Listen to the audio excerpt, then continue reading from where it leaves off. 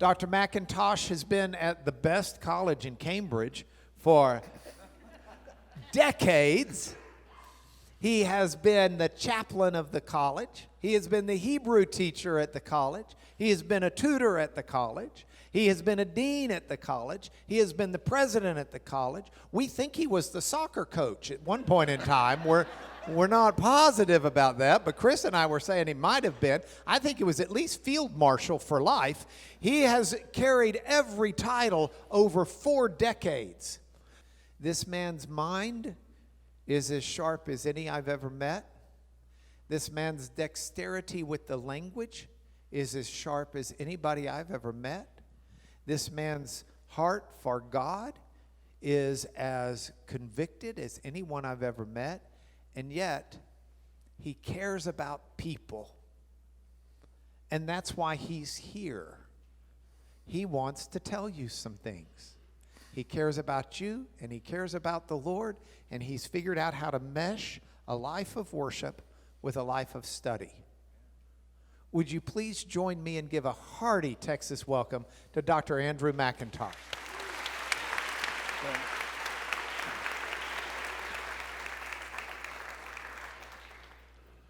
It is a great pleasure and honor to return to the LTL. To its founder, Mark Lanier, I have on a previous occasion referred in respect to his large vision and munificent generosity in establishing this great institution. I see him as a seorah, as a whirlwind of energy, focused on the great Isaianic goal that the knowledge of the Lord should cover the earth as the waters cover the sea, a not inconsiderable task even for a whirlwind. The book of Proverbs asks the question, Eshet Chayil mi yimsa, who can find a resourceful wife? The implication being it's jolly difficult to find one.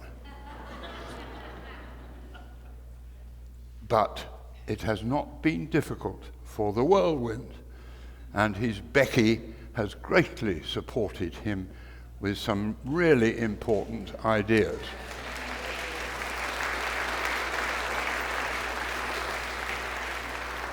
I will not omit the superb support staff in this library, notably Charles Mickey, Ish Tamlev, a man of great integrity, and his wonderful assistant, Jenny Enright. There is also something to do with bees here called Janet Suforth, and I'm going to say of her, Mamatok Medavash, what is sweeter than honey? So that was what Samson said, you will remember. So what a great team they make, and it's a joy to be here because they make it all possible for us. Now, here we go then. This is the lecture proper. I want first to say we omitted in the bibliography at the end an important new work on Hosea by a person who's here tonight, and that is Eric Tully, who has written a commentary on Hosea. It's a linguistic one. It doesn't deal with the more general problems, but it's very useful and helpful. I reviewed it for the Journal of Semitic Studies. It's a very useful way of getting into the Hebrew of the book. Now, you've got a map in your handouts, so we want to have that ready for you now. Hosea was born about 750 BC, and he lasted till the fall of Samaria in 722 BC. He was the son of Beeri, and none of my pupils ever forget that he was the son of Beeri, and that Ezekiel was the son of Boozy. They never forget that. So he was the first Hosea was the first writing prophet. And the great writing prophets followed: Isaiah, Jeremiah, Ezekiel. Before that we had prophets, but people wrote about them. From this time on, he was doing the writing. Now I'm got to go through with you a little bit of the historical background. In 1000 BC, we have the United Kingdom and large empire of King David, with Jerusalem at its capital. He was very smart in placing his capital in Jerusalem, which was already there as a tiny little town, right on the north of the southern kingdom of Judah, you see on your maps. It was a clever place to put it because it meant he united the northern elements and the southern elements. Do I hear a little contemporary echo in this country, north and south? Don't worry, the goodies are the southerners in this story. The northern tribal the northern kingdom was called Ephraim, after Joseph's son of that name, or else Israel. The southern kingdom was called Judah, and these split apart from the united kingdom of David. And then on there was not war between them, but there was troubles. We had overall two great nations, two big powers, world powers. One was Assyria in Iraq, in modern Iraq. Assyria, not Syria, Assyria in Iraq, and Egypt in the south. And these little kingdoms in Palestine, Israel, were vying for the attention of the big countries, just like many people know my son works in the Middle East as a military. The countries there are always trying to get in with Russia or in with America and the West. You know, there's a little tension there that goes on all the time. So that's what we're having. There was a scrap between Ephraim in the north, Hosea's country, and the south in the middle of Hosea's time, because the northern people, the Ephraim, attacked the south with the help of Syria, not Assyria, it was Syria, the same one that we've got today. They attacked, and you know from your Isaiah, the great Emmanuel prophecy comes from that time. And Hosea refers to it in chapter 5 of his work. The economic situation in Hosea's time had been very favorable, particularly for the well-off, and the rich became richer and the poor became poorer. Hosea's contemporary prophet Amos was also prophesying in the north. He was a southerner who went north to tell the north how to behave. Does that sound good? And he told them how to behave. He was a great indictment of them for treating the poor terribly. You could buy a slave for the price of a pair of shoes, he says. And fathers, and there's awful immorality, fathers and sons using the same prostitutes, specifically called holy women. Now that's going to take us a bit of thinking about. And there was debauchery in the worship of Baal, or God equals Baal, at the many hilltop sanctuaries. Now that's the laundry list complete, which is not so interesting, but we need to know it. Now we need to do a bit of grammar now. Some common nouns become proper nouns or names, and we can illustrate that in English. God with a lowercase g. Thor, I'll say Thor is a god of the Saxon times. Little case g. But when a child is learning to pray, the child says, "Oh God, bless mummy and daddy and make me a good little boy." That's a capital G, because the word God, which is a common noun, becomes a proper noun, becomes a name. Well, exactly the same came about with the God who was operating with lowercase g, God who was operating in the north, who was called Baal. But Baal becomes Baal with a big B, because people were praying to him. Oh, Baal, save us. Oh, Baal, intervene for us. So we've got to remember that the title he had, which means a master, an owner. It's rather a harsh description, a rather harsh one. Owner, master, lord. You trembled when you thought about him. On the contrary, the God who brought Israel out of Egypt was called the Lord Yahweh. Different word for Lord. You may have heard it, Adonai. Adonai, my Lord. If you sung him at Advent, O come, Emmanuel, the last verse runs, O come, Adonai. That's the word. That's reserved for the God we worship, the God who brought them out of Egypt.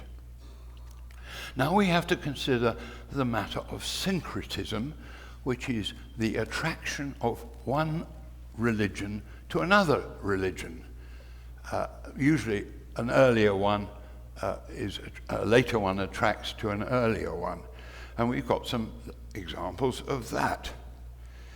The syncretisms of the coalition of religions can be good, can be bad, and can be indifferent.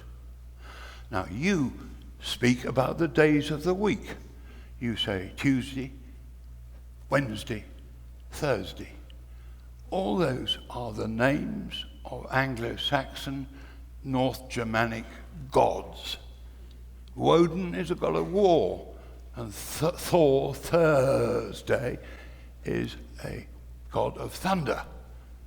Donnerstag in German. So these are pagan gods, but we don't worry about it, do we? It doesn't, because we say, I'll see you on Thursday, not worshipping Thor by saying it's immaterial, it doesn't matter, it's just a hangover from the past. So I would call that that is a syncretism, but it's an indifferent one, doesn't matter. Now, let's look at a really beautiful syncretism. We have no evidence whatsoever that Jesus was born on the 25th of December. But the church had a gospel, and the gospel said, in the beginning was the Word, and the Word was with God, and the Word was God. He was the light, he was the life, and the life was the light of men. And the light came into the darkness, and the darkness comprehended it not, couldn't overcome it. The light shone in the darkness. Now that is an experience, particularly in Northern Europe, which you all experience in December, where the shortest day of the week is the 21st of December, where it's dark. In England, it's really dark by 3:30 in the afternoon, and it doesn't get light till after 8 o'clock in the morning. Up in Norway, you have a whole month of complete darkness, no sun at all. Now, the church put together those two elements, the gospel of the light shining in the darkness and the coming of Jesus and in the climate. And so some Christians have made the habit of celebrating the Lord's birth in the middle of the darkest night, the so-called midnight mass. Right in the middle of the darkest night, they witness to the shining of the light in the darkness, and they help the light to go on shining with people. Now that's a wonderful, beautiful syncretism. So syncretism isn't all bad, but there are bad syncretisms. Now, there was a bad syncretism in the northern kingdom, which you've seen on your map, in the northern kingdom of Ephraim and Israel. The northern kingdom had this god Baal. And the question was, they were very, very grateful for the Lord, Yahweh, the Lord our God, for bringing them out of Egypt. They really were. It was very, very important to them. But they had a new situation in the north because it was very agricultural there.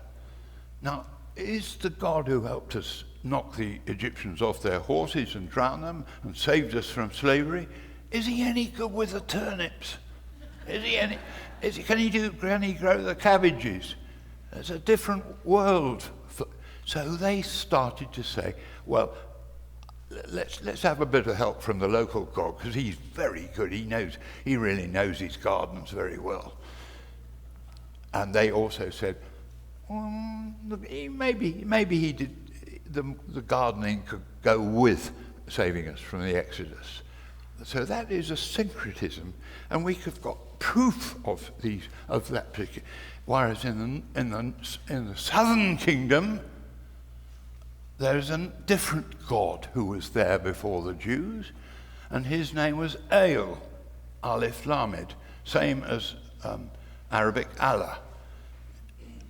This God was a God of justice and equity, and he was a top God. He was the chairman. He was the moderator of the gods. He was very keen on correctness, righteousness, and he was going to meet the God of the Jews and the southerners who were brought out of Egypt. And that was a perfectly good and acceptable syncretism. In fact, Abraham goes to visit the king of Jerusalem before the Jews got there, called Melchizedek. And as he arrived, he said, Melchizedek said, "Lovely to see you, Abraham. Very pleased to see you. Blessed be you by El, our God El." And Abraham said, "Oh, thank you very much. That's very gracious of you. Blessed be you, Melchizedek, by El Elyon Yahweh."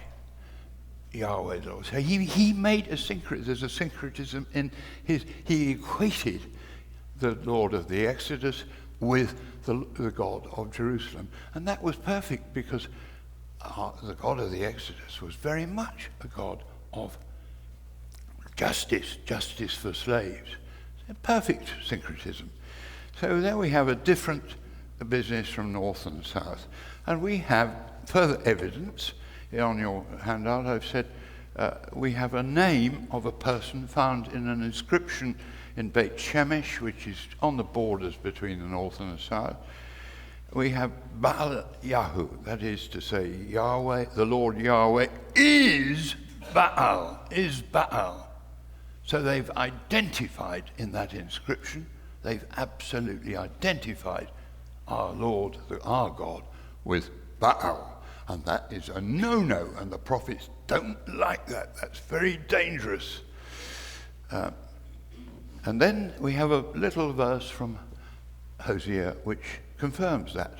On that day, says God, you will no longer call me, that is to say the God of the Exodus, you will no longer call me Baal, Baali, but Ishi, a different word for husband. You'll no longer call me Baali, you'll call me Ishi. So there's proof from the text that they were calling our God Baali. Syncretism, bad syncretism. Now this god Baal was very, very, pops up all over the place. He pops up in North Africa. The great adversary of the Romans was called Hannibal, who took elephants over and tried to attack Rome. Do you remember? Hannibal means, Hanni is the same as Anne, grace, our name Anne. Hannibal means the grace of Baal. So he popped along the shore of North Africa, quite a long way to Carthage. That's one. Then we have a great temple which some tourists amongst you may have visited in Lebanon called Baalbek. There's the name again, a name of a great ruin there, a temple of Jupiter there called Baalbek to this day. Then our Lord Jesus Christ is accused of casting out devils in the name of the Prince of Devils. And what was the name of the Prince of Devils? Beelzebub. Beelzebub. Now, that's quite interesting because there was a Baal of Zebul, which means the height. But the scribes changed it because so they didn't call him Beelzebul, they called him Beelzebub. And Zebub means dung flies. So they were casting their scorn on the name by doing that. So that's the New Testament. Then in modern Arabic, Baal, the same word, Baal, means a land watered by rainfall. Now that's going to be very important to us. It means a land watered by rainfall, like Texas, like England. Where is it not watered by rainfall? The answer, Egypt, because it doesn't rain in Egypt, or very, very rarely. So how do you get water in Egypt? You have to do it by irrigation. You've got canals, you make little canals from the Nile, and people shuffle along the canal with their feet pushing the water along towards the cucumbers and the potatoes and all that. So that is a land which is not Baal. Egypt is not Baal. Very, very interesting that the word of the God who's very good with the turnips and all that is found to this day to mean a land watered by rainfall. Then Jerusalem is described by Isaiah as Azuvah, abandoned, left alone, like a woman completely left without a husband by war or whatever. And she will one day, says Isaiah, be called Beulah. Here's the same word, Baal, again. But it's being used in a positive sense. She will no longer be abandoned. She will be consummated. She will become a mother of children. So there it is. The word is all over the place. And right into the 19th century, there's a great Jewish writer in Hebrew in Europe called Baal Shem Tov, which means the possessor, the Baal of a good name. So he was very, very ubiquitous. He's everywhere. So now what about the religion of this Baal? We know about it about Canaanite religion from the tablets found in 1936 by a Syrian farmer's plough.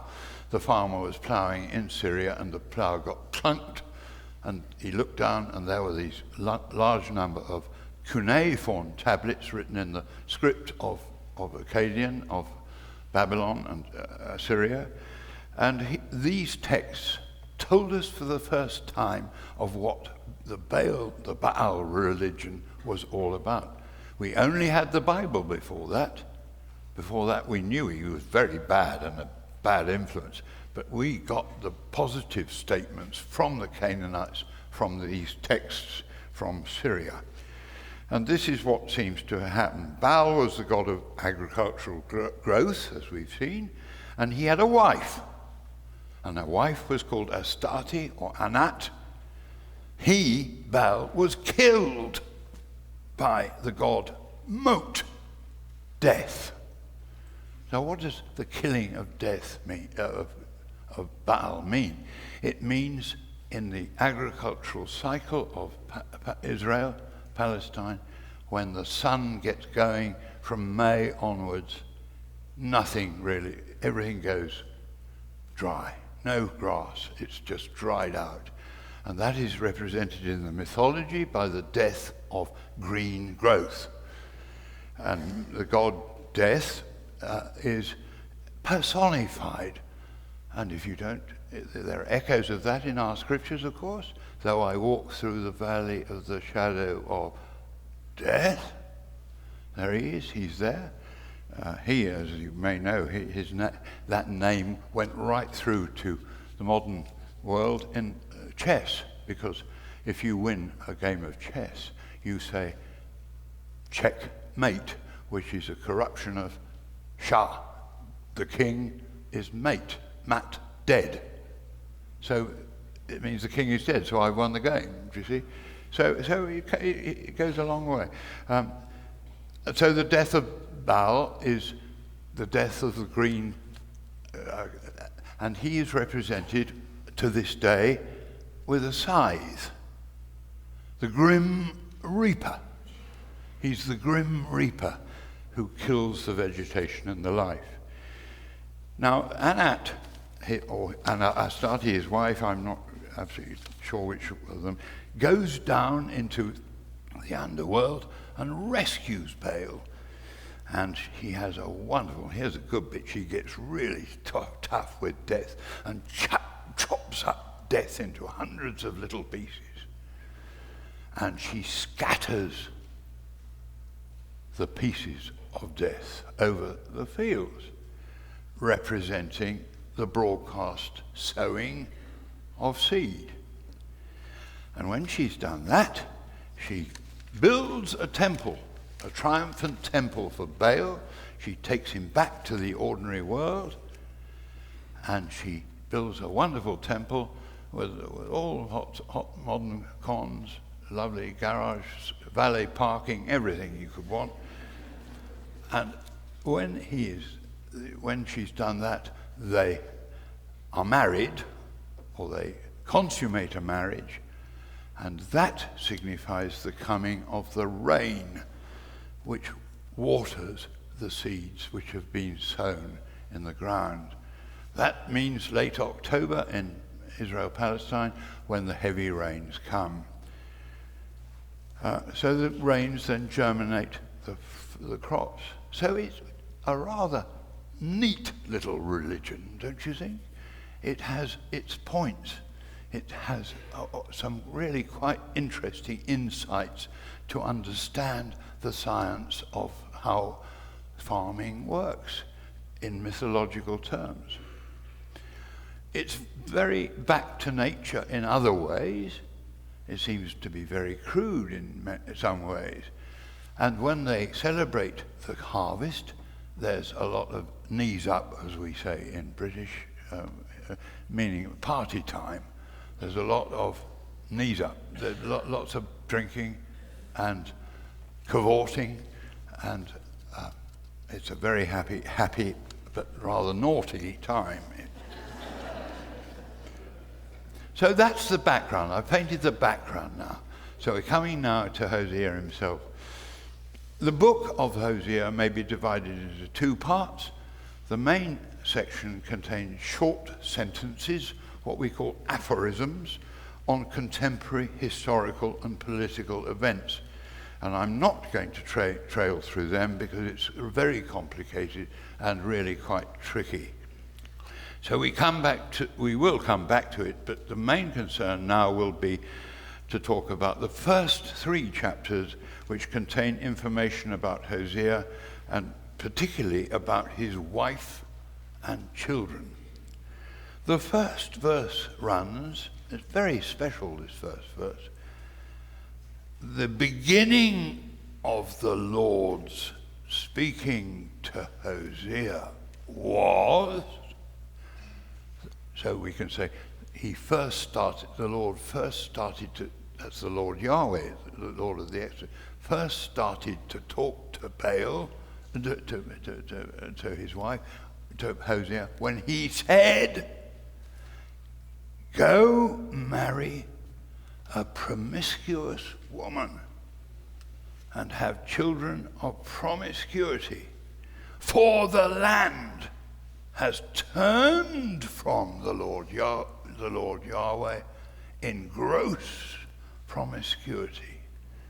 One thing alongside the other. We don't think that his wife was promiscuous then. Of course, this is retrospective. He's looking back over his redactor is looking back over his life, and he married a woman who was to become promiscuous. It's called proleptic. There follows an account of the marriage and the birth of the 3 children.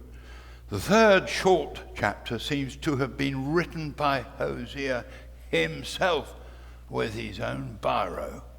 He did it himself. And it witnesses to the same basic command. He is told by the Lord Yahweh to continue to love his wife, by this time unhappy and trapped in a nasty relationship. Just as the Lord Yahweh loves the Israelites while they turn to other gods in orgiastic worship. Just as one thing parallel to the other, the private thing parallel to the national thing. It's a very, very strong connection between the two. What are we to make of this just as? What is the force of the comparison which is so strong for us and for them? Well, for that we have to think about the way prophets spoke and acted. The putting of one thing alongside another can be illustrated by other points. For example, Jeremiah makes a potter's vessel and smashes it in pieces and says, "Thus will Israel be destroyed." A connection between the pot which he's broken and the breaking of the nation. And what happens? The cops come along with screaming sirens, arrest him, put him away. He's a very dangerous man to do that. He's going to bring a curse on the land by doing that. There's a causative connection in the putting of one thing alongside the other.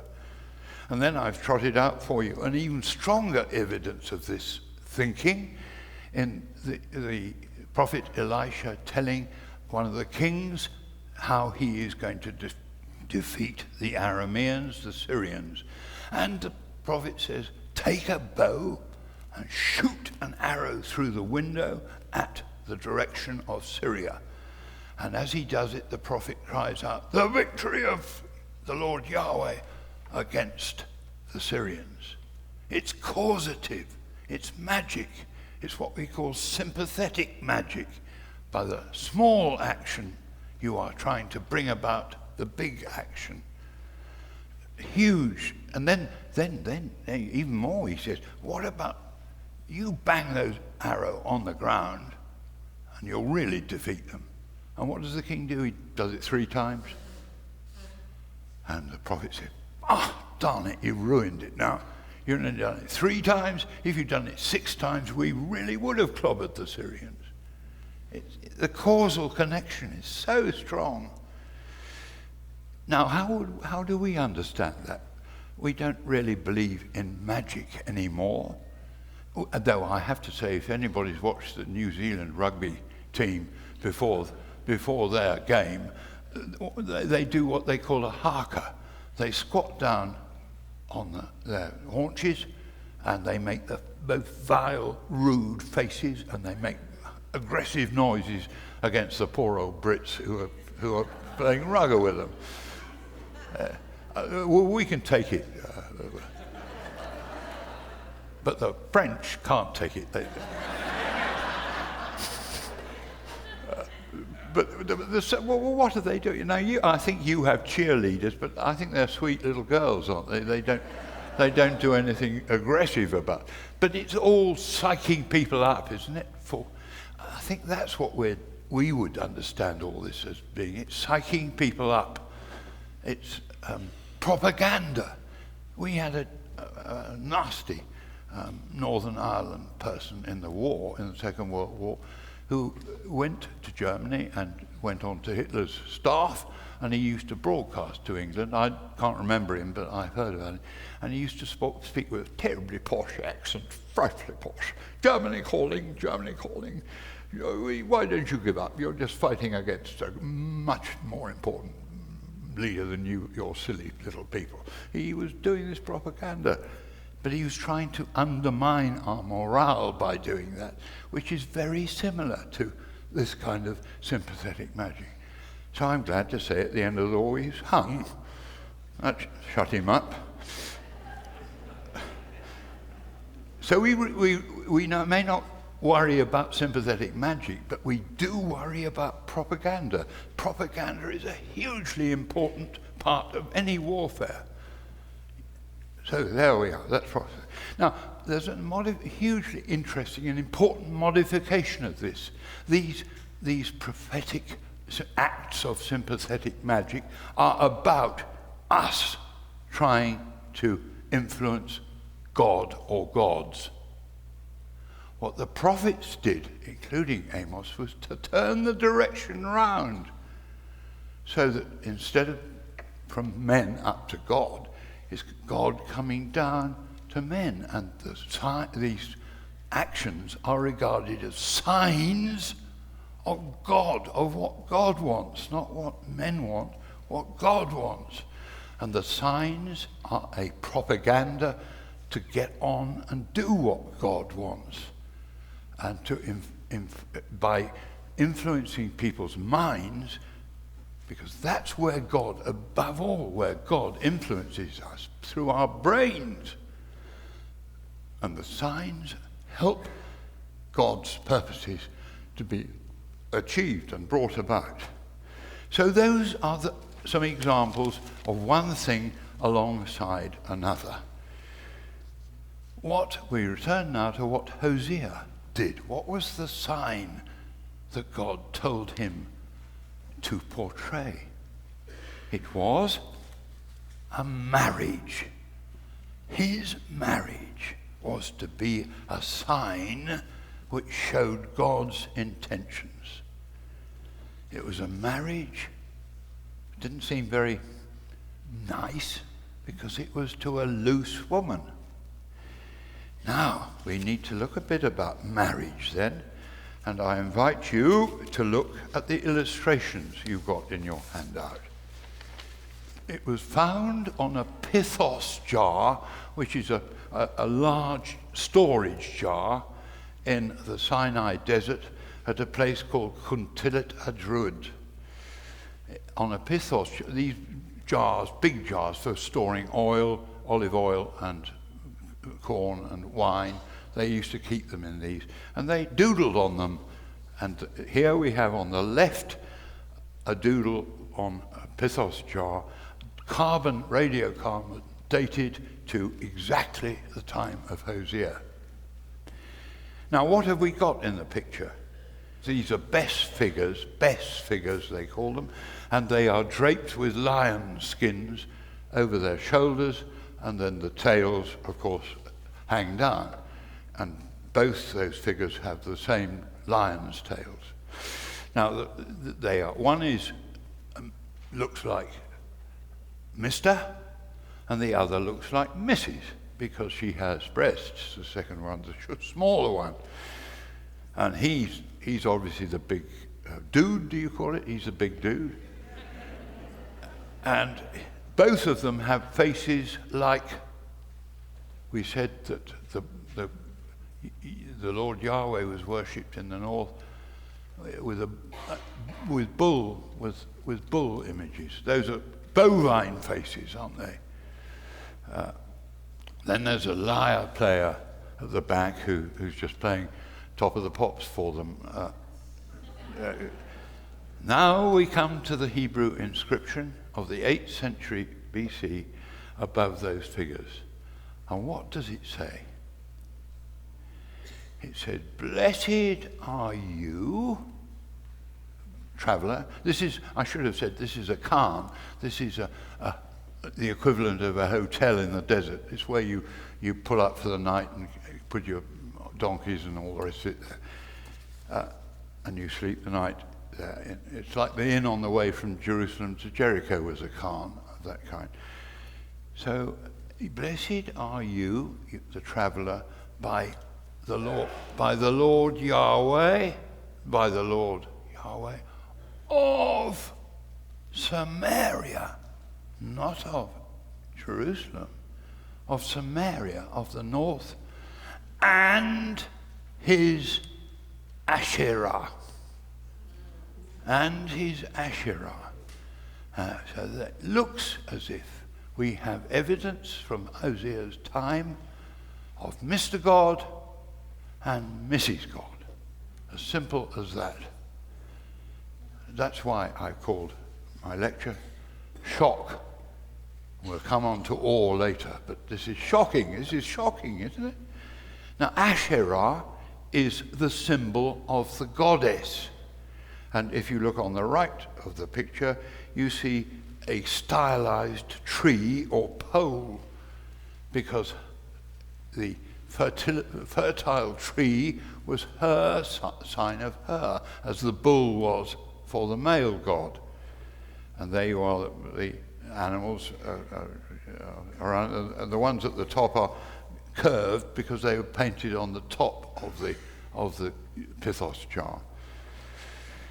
So that is Quntillat-Ajrud, which has caused a massive stir. It has been written up by an American woman called Judith Hadley, who was one of our students who came over to us in Cambridge and worked on this matter, and her work is in your bibliography. I have to tell you this though, amazing, she was an archaeologist, and she went digging in hell. That is to say, she went digging in a cave in Gehinnom, which is the valley on the southwest side of Jerusalem, which was a very nasty place because they burnt children alive and things there. It was a creepy place, and that's why it became hell, the valley of Hinnom. So she was walking around, fiddling around in a cave, and she found a ring, radiocarboned to the time of Jeremiah. And guess what was on the ring? The Lord bless you and keep you. The Lord lift up the light of his countenance upon you and give you peace. The Aaronic blessing, which we know from the book of Numbers. Here is a bit of the Bible that's come to us from outside the Bible on a ring, a beautiful ring, silver ring. So she found that. That's not relevant to this, but it shows what a great archaeologist she is, and she's written about this, the goddess, in the early times.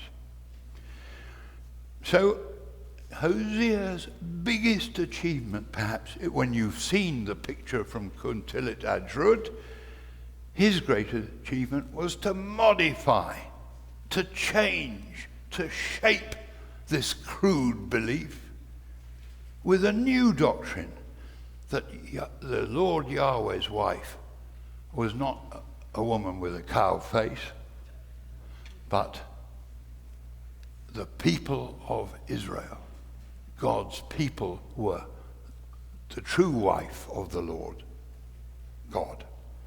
It's another just like, exactly the same. The relationship between God and his people is exactly the same as that ideally between Hosea and his wife. Okay, so that's a massive step forward. Now, you've got three children. The first is called Jezreel. And these children have prophetic names. They're another example of signs from top down. Now, Jezreel was the place of the dynasty of Ahab and Jezebel. Jezebel, who painted herself and looked out of the window, you remember. And Jezebel and Ahab were ousted by a kind of military upstart like Bashar al-Assad's father in Syria of modern times. He had nothing but brute force going for him, and anybody got in his way, he just massacred them. And so Jehu massacred the whole remaining dynasty of Ahab and Jezebel in a huge massacre, really, and he also murdered all the prophets of Baal. He locked them up in a chapel and the whole lot, massacred them. And this is typical of the behavior of the northern kingdom of Ephraim, Israel. They gave themselves to incessant, bloodthirsty regime changes. For example, in a 20-year period during the time of Hosea, 6 kings ascended to the throne of the north. 6, and 4 of them were assassinated by their successors. It was dreadful, absolutely awful. Now, massacre then is condemned by the Lord Yahweh through Hosea. Condemned, massacre of Baal worshippers. Isn't that a bit odd? Aren't we supposed to think Baal worshippers are baddies? Well, he is condemned for massacring. And it's even more difficult than that, because the Mosaic law of Deuteronomy says when you get into the land of Canaan, what you have to do to avoid any idolatry, when you get there, just conquer the villages of the Canaanites and murder the lot of them. Kill the lot by a sacred process called the ban, the cherem. Same word as harem, actually, meaning separate. There you are, to separate them and annihilate them. So we have a massive internal scriptural conflict there. And I'm on Hosea's side because I don't think that the Mosaic thing ever actually happened like that. It was a counsel of what we must do to avoid idolatry, seen back at a later time. Anyway, now we can, of course, associate ourselves absolutely with, I think, with Hosea in our own last few days. Muslims murdered in Christchurch, New Zealand, in their mosque. And we had Christians killed by terrorists in London who were driving trucks at people. We have Christians massacred in Sri Lanka by maniacs. We've got massacres all around us. And we know we don't need to speak about the Holocaust as the Jews. And I'm afraid even Palestinians have been massacred by Jewish fanatics in 1948. The whole village of Deir Yassin, not far from Jerusalem, was completely machine gunned. They killed 250 men, women, and children. It's all over the place, and it's wrong. From there down, it's wrong. It's wrong. And Hosea said it without fear or favor. It is wrong. So that's the first son. And he says the country is in a mess because you behaved like that. Behaved in a bloodthirsty way. The second child is a girl called Lo Ruchama, which means not pitied, not loved, meaning that the slide of the behavior of the whole country is getting worse and worse and worse. More bloodletting, more in the monarchy, and priests of the sanctuaries behaving very badly, and a number of gang rapes, things of that kind. So it's again a huge moral condemnation, which is sapping the very nature of the nation. And the third child shows the end. He is called not my people. You are behaving in such a way that you've surrendered the right to be my people. You're no longer my people. Lo Ami. Very, very tough. And here is the last verse of Hosea from the chapters. Samaria shall bear her guilt because she has rebelled against her God. They shall fall by the sword. Their little ones shall be dashed in pieces, and their pregnant women ripped open. Strong stuff. That was the end of it. Was Lo Ami, not my people anymore. But there's something else about this. It says, I will not be your God anymore, and I will not hire for you. The verb hire. It was translated by the Septuagint as to be, and it doesn't really mean to be, it means to become. But the Greeks translated it to be, and they said it meant I will be what I will be, which doesn't really make much sense. It's very Greek and all about metaphysics and things.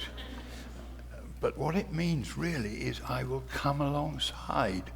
For example, the boy Samuel, the word of the Lord hired to Samuel, meaning the telephone was not ringing, and then it started to ring. That's hire, transition, the beginning of Revelation. And Psalm 124 says, if the Lord had not hired for us, and it repeats it, if the Lord had not hired for us when our enemies attacked us, we would have become toast. Right? That's what Psalm 124 says. The hire, coming alongside. Now look back at the Exodus to Moses at the bush. I will hire you. I will come alongside you and help you in your task to rescue your people. So in that negative statement, we have a wonderful vision of what God is. He is the one who comes alongside us.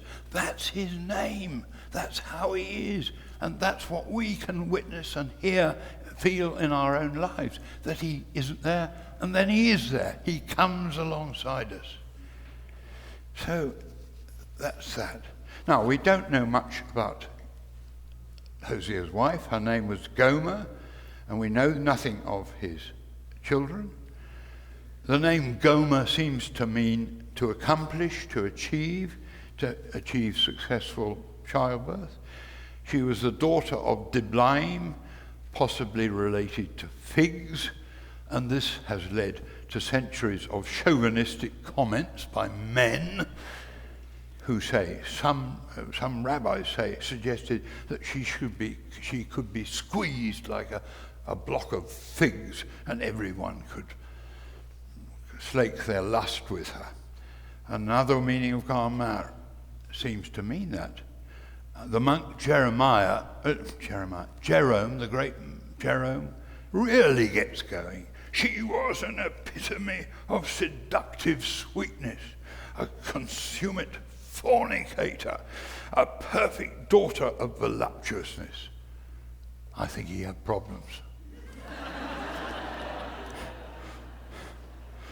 All this was too shocking for many commentators. Thus, Rabbi Ibn Ezra in the Middle Ages states that it is quite impossible, utterly impossible, that God should direct a holy prophet to marry a loose woman. Impossible.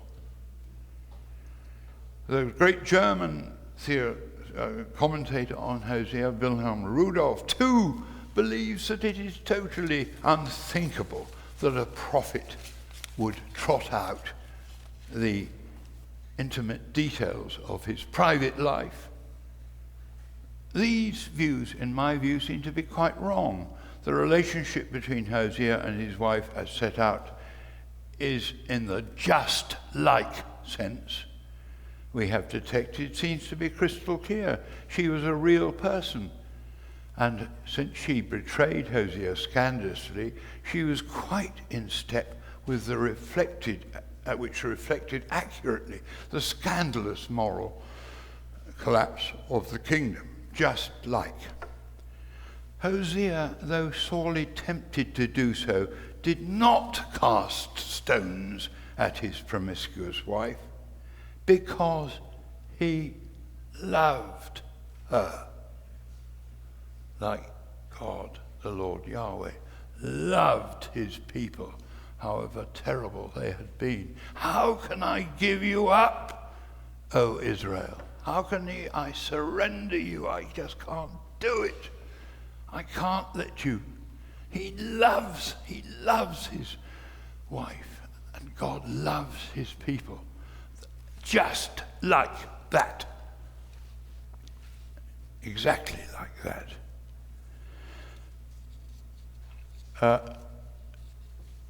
Now, I think these criticisms of Rudolph, I think, do show us a very important point.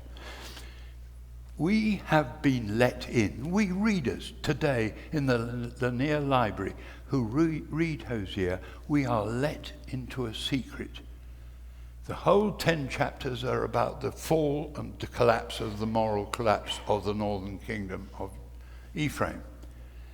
But we readers are let into the secret of what's going on behind that, the just as.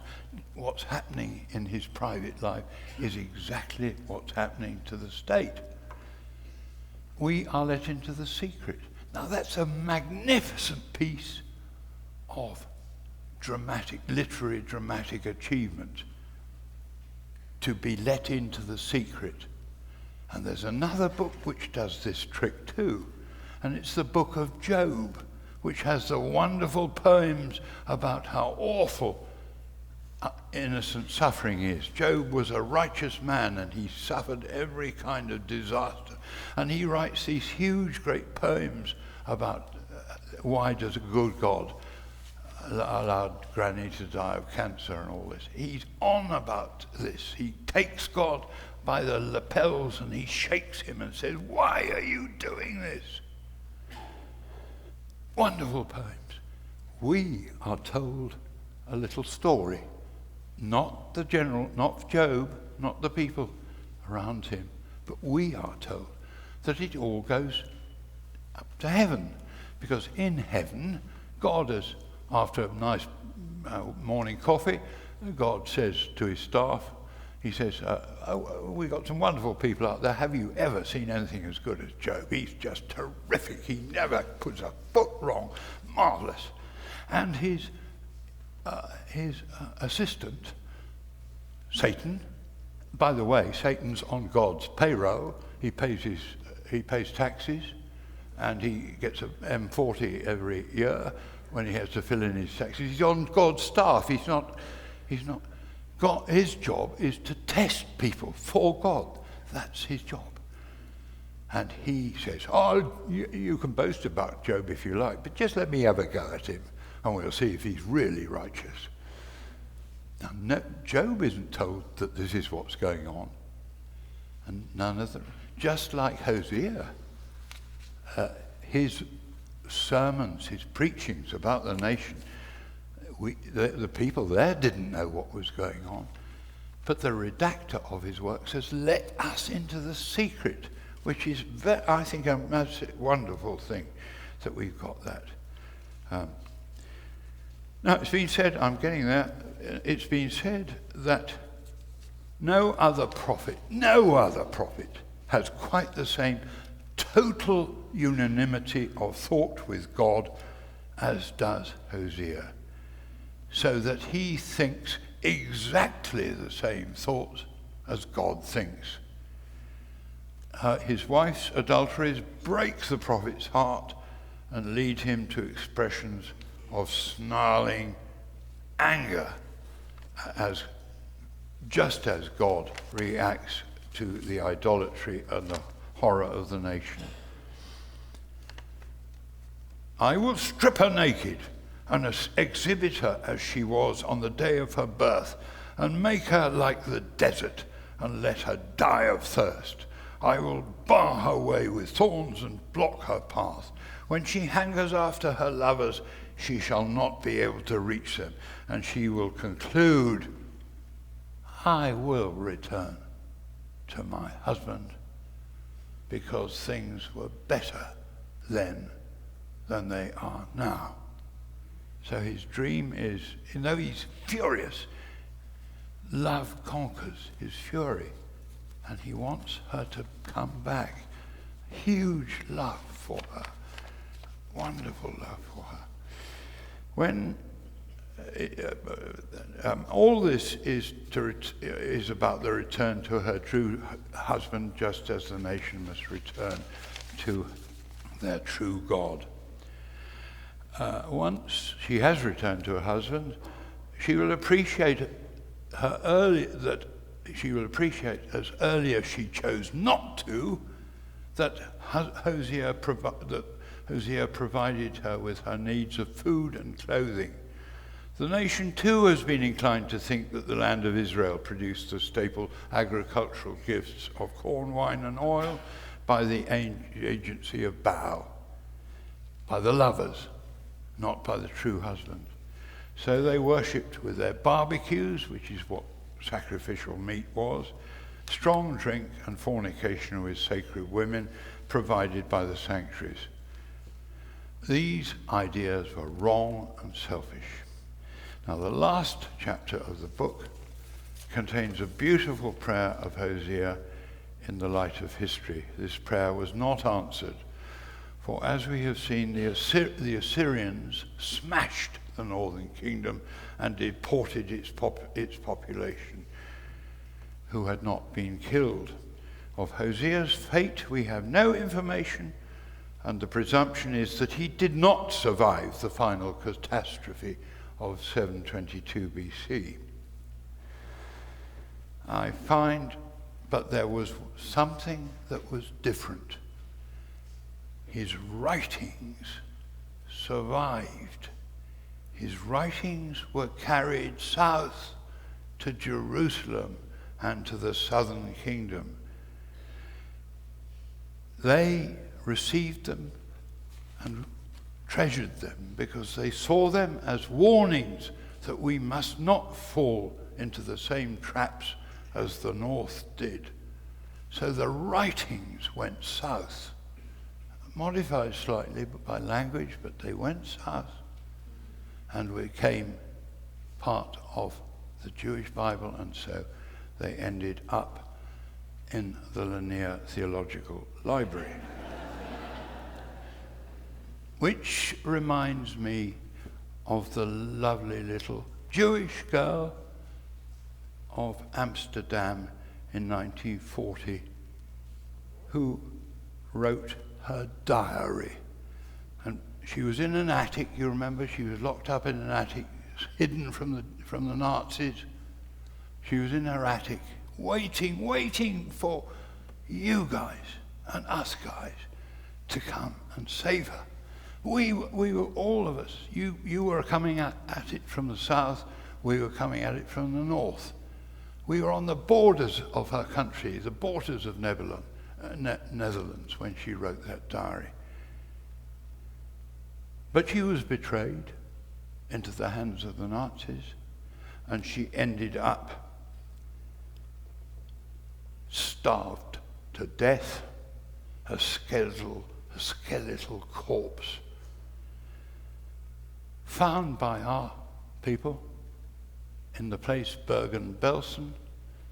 Well, not found her personally, but known to have been there, whose job it was, and a cousin of mine actually had to drive, whose job it was to bulldoze thousands of these desiccated corpses, starved to death, into mass graves. That's where she ended up. But her little diary survived and has been read all over the world by countless thousands. Who won that face down? The man with the moustache and his Gestapo and Schutzstaffel, or the little girl with her diary? Who won? I know who won. You know who won. Isn't that wonderful? Well, it's a bit like that with Hosea. His writings survived. So I think that will probably do. We're getting to an hour. There's the last beautiful poem. I must tell you about the last beautiful poem. Hosea dreams that he will be reconciled with his wife, and he dreams that the nation will be reconciled again with her God. And he dreams the dream that Israel will go back to the desert between Egypt and the promised land. She will go back there and she will renew her married relationship with her God. Accordingly, he says, I shall woo her myself and lead her to the desert and speak tenderly to her, speak al-libah on her heart. I will chat her up. I will chat her up tenderly and beautifully and lovingly. I will speak to her heart. And the valley of Achor, which is where the Israelites first came into the land of Israel, shall become Petach Tikvah, the door of hope. Door of hope, the first Israeli settlement in the turn of the century, 18th and 19th century, it was called Petach Tikvah, the door of hope. And Tikvah is the name, hope is the name of the Israeli national anthem. The valley of Achor shall become a door, and there she will be totally attentive to me. She will look at me with dreamy eyes, and she will totally be attentive to me. And she won't call me anymore Baali, my Baal. She'll call me my Ish, my husband, in a wonderful sense. And I can illustrate that with an Arabic saying, with the same word, Alif Nun Sheen. Alif Nun Sheen is used at the end of a letter in Arabic. Yaqanu Bulabul ul-Ins fi Ilahi. It means, instead of yours sincerely, it means, may the nightingales of uns, of human affection, may the nightingales, you say at the end of the letter, may the nightingales of human warmth sing in your garden continually to the praise of Allah. Now, what a way to end a letter, isn't it? Better than yours sincerely, isn't it? Well, that word there, the nightingales of human warmth, that's what don't call me Baali, call me Ishi, human warmth. It's not a top-down heavy marriage. It's a marriage of equals, of beautiful equality. And then I will betroth you to myself forever. I will betroth you to myself with gifts of equity and justice, of kindness and compassion. I will betroth you with gifts of faithfulness, and you will know the Lord. Consummation, the desert, consummation of the marriage. You will know the Lord. And then the land will attend to the corn and the wine and the oil, and they will attend to Jezreel, God's own country, perhaps. Sorry, Texas, you missed it there. God's own country. And the land will produce corn and the wine and the oil. I will repopulate the land, and I will show warmth to Lo Ruchama, not pitied, not loved. And Lo Ami, not my people, will become my people, and I will become their God. Compare St. John, Thomas in St. John's Gospel. My Lord and my God, the great recognition. So that's all. I just want to say two more things. Thank you for listening to me. Two more things about this marriage idea. Do you think it stopped? No, it didn't stop. If you look at the book of Proverbs, God is in heaven and he has somebody with him who's always with him. And it's a woman, it's a female. And her name is Chokmah, wisdom. Hagia Sophia, holy wisdom. Holy wisdom is a companion of God. I was there, she says. I was there when he made the world. I was there when he formed the mountains. I was an Amun, I was an architect. She would recognize an architect's work in this place. She was an architect of God's creation, a woman beside God. She also appears as a woman in Proverbs who invites young men into association with her.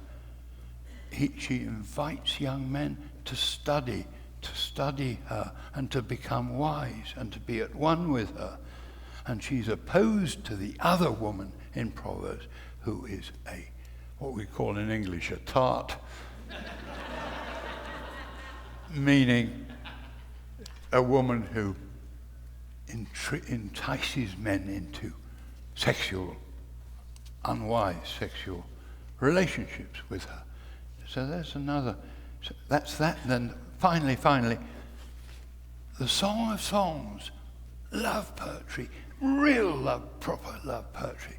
You can't read the Song of Songs. You have to extinguish cigarettes and fasten safety belts before you read the Song of Songs, because it's passionate love poetry. I won't go into the details, but in the Hebrew, you get a few tips there. And I was told as a young theological student, this is a poem about the love of God for his people. And I had a lot of testosterone buzzing around me in those days. And I said, come on, I can't believe that. This is love poetry. I know what this is all about. It's all about sex. And now I'm an old man. I think I was wrong. I think it's perfect. I think it's absolutely wonderful that the love of God is seen in the context of the consummation of a beautiful human love. I think that's a terrific insight. So there you too have a survival of this, coming right the way back to the Quntillat-Ajrud crudity to something sublimely beautiful. So from shock to awe and to worship, from shock to awe to worship. Terrific. And the Book of Common Prayer of the Church of England of 15th, 16th century says that marriage, Christian marriage, is such an excellent mystery or sacrament, that in it is signified and represented the mystical union that is betwixt Christ and his church. There, it survived right up to our times. Marriage of a man and a woman is a sacrament of God's love. Thank you.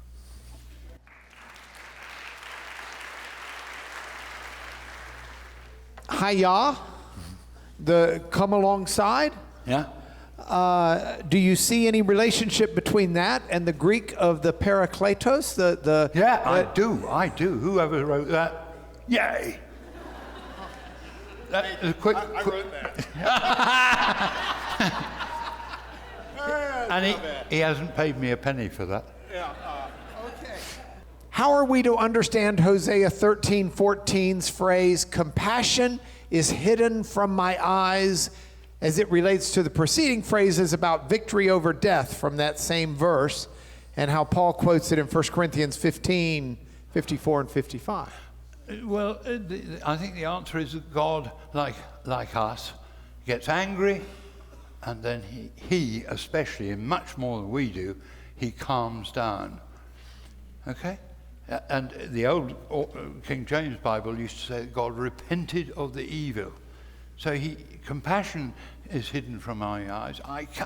You're so awful that I can't go on pitying you. I can't.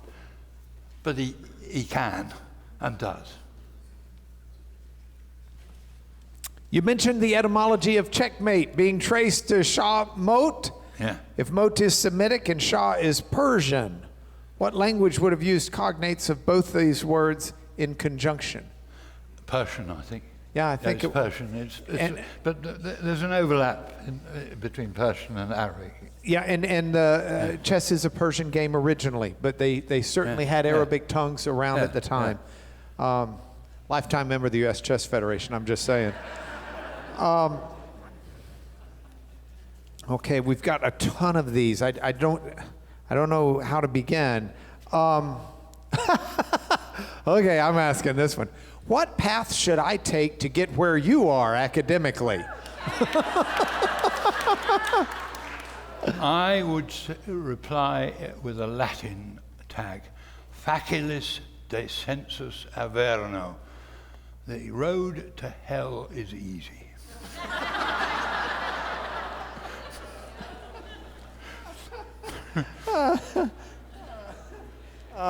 How much of Hosea would you consider poetry?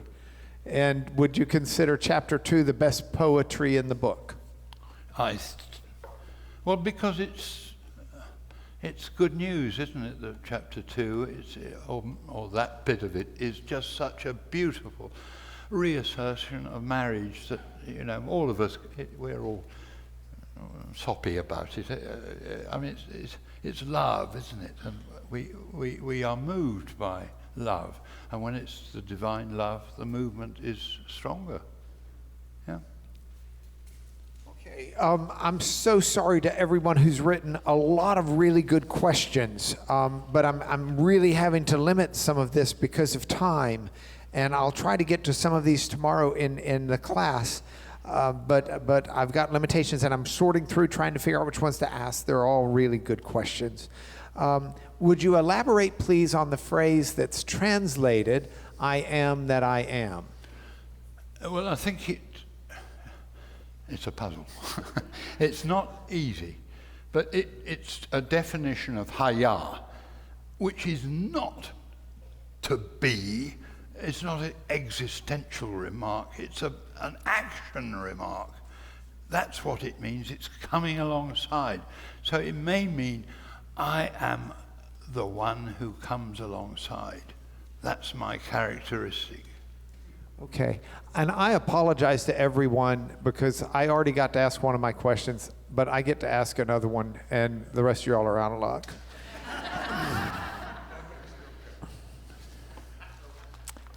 So, Hosea 2. Jesus, the Lord says, on that day I will attend to the heavens, and they will attend to the land. Then the land will attend to the corn, wine, and oil, and they will attend to Jezreel. Do you see in that language God saying, I will do the very things that you believe Baal and his wife do? It will come from me, who is also a God of justice and a God of equity and a God of covenant loyalty, chesed, and a God who is going to water the lands, and a God who is going to bring the corn, and a God who's doing the whole thing. Come on up. You should bang on. Very good. Would you join me in thanking him?